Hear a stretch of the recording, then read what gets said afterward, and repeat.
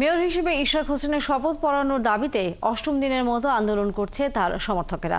শপথ গ্রহণে আর কোনো বাধা নেই আদালতের এমন আদেশে উচ্ছ্বাস প্রকাশ করেছেন তারা। এর আগে টানা 6 দিন নগর ভবনের সামনে আন্দোলন করলেও বুধবার থেকে মৎস্য ভবন ও কাকরাইলে অবস্থান নিয়েছেন বিক্ষোভকারীরা। রাতভর সেখানে অবস্থান নিয়ে আন্দোলন করেছেন ইশরাকের সমর্থকেরা। আজও সকাল থেকে বৃষ্টি উপেক্ষা করেই বিক্ষোভ করেছেন তারা। দাবি আদায় না হওয়া পর্যন্ত কাকরাইল মোড়ে অবস্থান নিয়ে আন্দোলন চালিয়ে যাবার ঘোষণা তাদের। আদালতের আদেশ মেনে দ্রুত সময়ের মধ্যে ইশরাককে মেয়র হিসেবে শপথ নিতে পড়ানোর দাবি জানান তারা। এদিকে আন্দোলনকারীদের দাবির সাথে একাত্মতা জানিয়ে অন্তর্বর্তী সরকারের সব দায়িত্ব থেকে দুই উপদেষ্টা আসিফ মাহমুদ, সজীব ভুইয়া এবং মাহফুজ আলমের পদত্যাগের দাবি জানিয়েছেন ইশরাক হোসেন। এই বিষয়ে বিস্তারিত জানাতে আমাদের সাথে যুক্ত হচ্ছেন সহকর্মী শাহিদুজ্জামান সাকিব। সাকিব, ইশরাকের সমর্থকেরা কি বলছেন এবং তাদের পরবর্তী কোনো কর্মসূচি আর আছে কিনা? তানিয়া, হাইকোর্টের রায় শোনার পরেই কিন্তু যখন এই খবর এখানে পৌঁছায় তখন তারা সন্তোষ প্রকাশ করেছেন। তবে তাদের এই আন্দোলন তারা স্থগিত করবেন কিনা কিংবা আগামীতে আর তাদের আন্দোলন চলমান থাকবে কিনা সেটি এখনও তারা জানাতে পারেনি। তবে তারা যেটি বলছেন, হাইকোর্ট যেহেতু বলেছে ইঞ্জিনিয়ার ইশরাক হোসেনকে মেয়র হিসেবে শপথ পড়াতে কোনো বাধা নেই, এতে তারা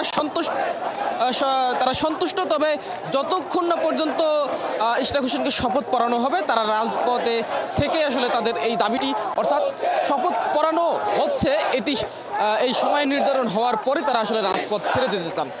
পাশাপাশি তারা আসলে আরও বেশ কিছু দাবি করছেন, যে দাবিগুলোতে দাবির জন্যই তারা রাজপথে থাকতে চান। তার মধ্যে অন্যতম হচ্ছে স্থানীয় সরকার উপদেষ্টা আসিফ মাহমুদ, সজীব ভুইয়ার পদত্যাগ তারা চান। সে দাবি তারা আসলে বিগত কয়েকদিন ধরেই করে আসছেন। সে দাবির পক্ষে তারা কিন্তু এখন নানা স্লোগানও দিয়ে যাচ্ছেন অবস্থান করে। এখন এই যমুনার সামনে অর্থাৎ কাকরাইল মোড়ের পুরো চতুর্দিক থেকে কিন্তু তারা এখানে অবস্থান করছেন। এর আগে সকালবেলা যখন বৃষ্টি হচ্ছিল সেই বৃষ্টির মাঝেও কিন্তু তাদেরকে আমরা এখানে অবস্থান নিয়ে তাদের দাবির পক্ষে স্লোগান দিতে দেখেছি। এখনও তারা আসলে তাদের দাবির পক্ষে নানা স্লোগান দিয়ে যাচ্ছেন এবং বিভিন্ন স্থান থেকে কিন্তু ঢাকা দক্ষিণের বিএনপি ও তার অঙ্গ সংগঠনের নেতাকর্মীরা এই অবস্থান কর্মসূচিতে এসে যোগ দিয়েছেন এবং হাইকোর্টের রায় শোনার পরপরেও কিন্তু এখানে নেতাকর্মীরা আসছেন। এখানে যারা আছেন তাদের সঙ্গে আমরা কথা বলতে চাই। হাইকোর্ট তো রায় দিয়েছে যে শপথ পড়াতে আর কোনো বাধা নেই, আপনাদের কার্যক্রম চলমান থাকবে কিনা, আন্দোলন চলমান থাকবে কিনা?